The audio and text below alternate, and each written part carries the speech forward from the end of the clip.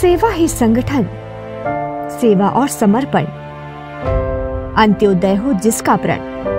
ऐसी है भारतीय जनता पार्टी, जिसके पास विश्व स्तरीय अद्भुत नेतृत्व क्षमता है और करोड़ों कार्यकर्ताओं की मजबूत संगठन शक्ति है, जो भारत पर आने वाली हर चुनौती से निपटना जानती है और देश के अंतिम व्यक्ति तक विकास की धारा पहुंचे, इसके लिए कृत संकल्पित है।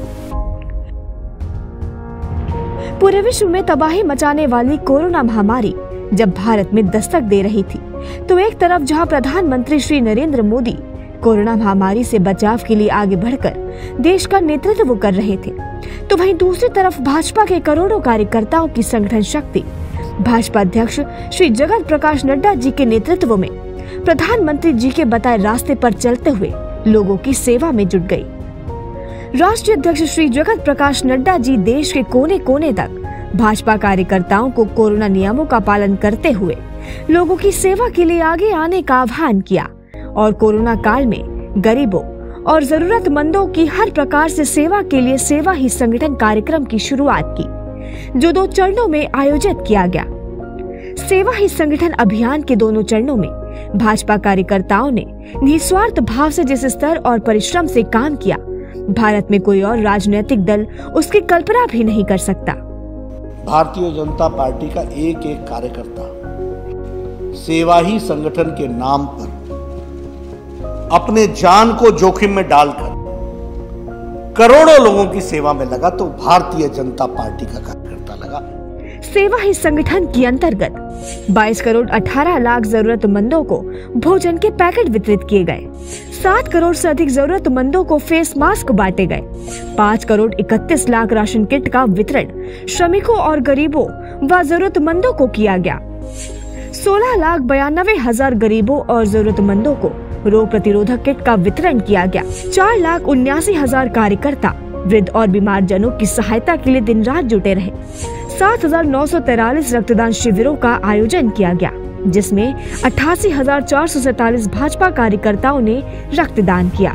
2,31,000 से अधिक गाँवों में स्वच्छता कार्यक्रम आयोजित किए गए। कोरोना के प्रति लोगों को जागरूक करने के लिए 1,18,000 से अधिक सामाजिक जागरूकता कार्यक्रम आयोजित किए गए। प्रधानमंत्री श्री नरेंद्र मोदी जी के जन्मदिन पर भारतीय जनता पार्टी ने जन सेवा के लिए सेवा और समर्पण अभियान की शुरुआत की, जो 17 सितंबर से 7 अक्टूबर तक चलाया गया।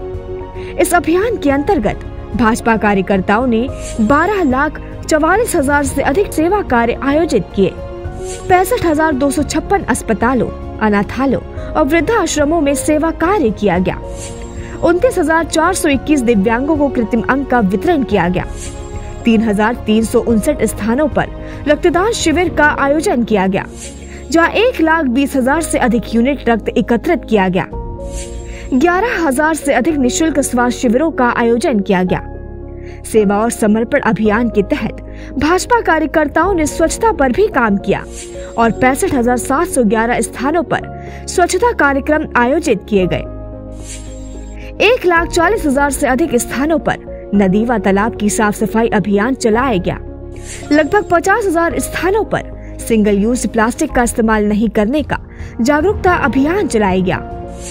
कोरोना महामारी से प्रभावित शिल्पकार एवं कारीगरों के प्रोत्साहन के लिए भी 5,438 कार्यक्रमों का आयोजन किया गया। कोरोना काल में भाजपा ने जन सेवा को ध्यान में रखते हुए अपना 40वां स्थापना दिवस मनाया, जिसमें प्रधानमंत्री मोदी जी के मार्गदर्शन और राष्ट्रीय अध्यक्ष जी के आह्वान पर अलग अलग कार्यक्रम आयोजित किए गए। वहीं पार्टी कार्यकर्ताओं ने अपने राष्ट्रीय अध्यक्ष जी के आह्वान पर देश सेवा के लिए पीएम केयर फंड में बढ़ चढ़कर अंशदान दिया। प्रधानमंत्री श्री नरेंद्र मोदी जी के नेतृत्व में देश में चल रहे विश्व के सबसे बड़े एवं सबसे तेज टीकाकरण अभियान से व्यक्ति के जीवन की रक्षा करने का राष्ट्र का संकल्प और भी अधिक सुदृढ़ हुआ है।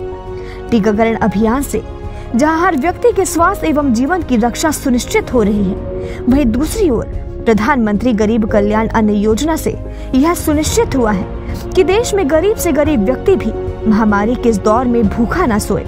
प्रधानमंत्री श्री नरेंद्र मोदी के सुदृढ़ एवं करिश्माई नेतृत्व में भारत एक ऐसे देश के रूप में उभरा है जिसने कोविड-19 महामारी की चुनौतियों का सफलतापूर्वक सामना तो किया ही है, साथ ही विश्व के दूसरे देशों के साथ संकट की घड़ी में कंधे से कंधा मिलाकर खड़ा भी रहा है।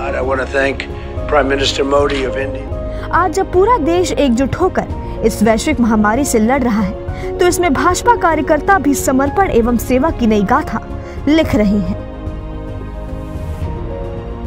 आपकी सेवा, आपका श्रम, सर्वे भवन्तु सुखिनः के हमारे संकल्प को अवश्य सिद्ध करेगा। हमारा देश कोरोना से भी जीतेगा और विकास के नए आयाम भी हासिल करेगा।